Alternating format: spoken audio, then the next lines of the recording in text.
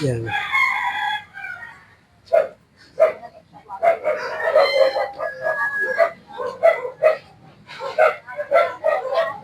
Daming pusa dito.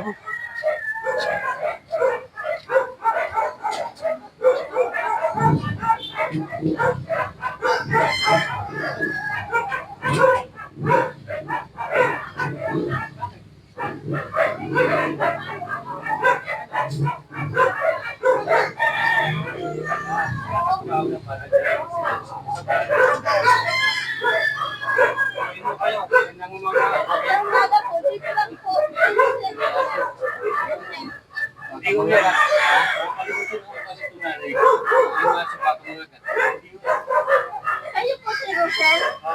Ay, ano po? Pumunta na lang po tayo sa barangay. Natatakot ako sa araw.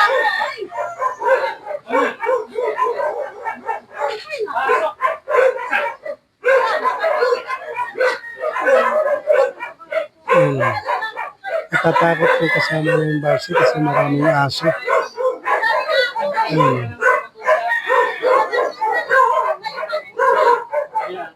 Nanay ko ba? Ngayon, kumain ng kain. Tumataas. Kaya dinadahit kami ng ating ko. Ngayon, sinasabi ko sa kanya, ilalagay ko siya sa ano. Ano, ha? Sinasabi ko sa kanya, ilalagay ko siya sa ano matagal. Walang magkakaano sa'yo. Hindi ko malayo ko. Hindi ko hoy! Lalagay mo sa musik. Pinatawag ko lang yung kuya. Kasi dito malaya siyang gawin ang gusto niya. Dito malaya siyang gawin ang gusto niya.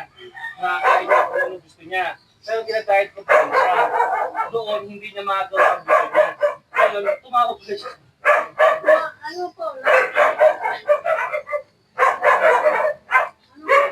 Ang gusto mo ma, ikaw lang mag-isa. Yun ang gusto mo. Hindi ma, kasi Ito yung bahay niya.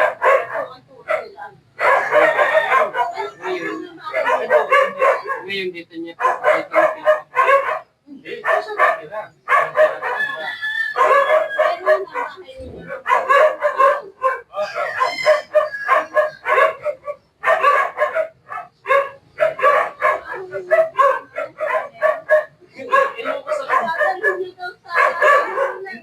Hindi ko. Dapat lang ho yun. Kasi makakalimutin na nga ho. Gusto niya itong kumain ng soup ng ano. At tamis.